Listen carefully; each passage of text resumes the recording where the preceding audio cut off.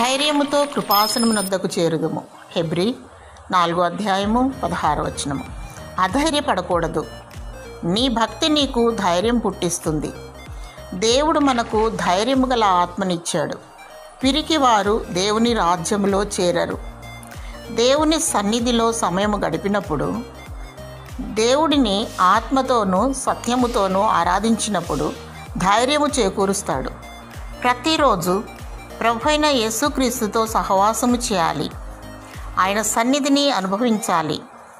అనేకుల కొరకు, సమస్త భూప్రజల కొరకు, గొప్పవారి కొరకు, అనారోగ్యుల కొరకు, శత్రువుల కొరకు, సొంతవారి కొరకు ప్రార్థన విజ్ఞాపన చేయాలి. మానక దేవుని కృపాసనమునొద్దకు చేరాలి. దేవుని యందు వర్ధిల్లుటకు కృప వెంబడి కృప పొందుకోవాలి. ఏ సమస్య, కష్టము, నష్టము వచ్చినా దేవుని స్తుతించు, గంతులు వేయాలి. నీ దేవుడు సమస్తము చేయుటకు సమర్థుడు. దేవుడిని దయగల ఆత్మను దయచేయునుగాక. ఆమెన్.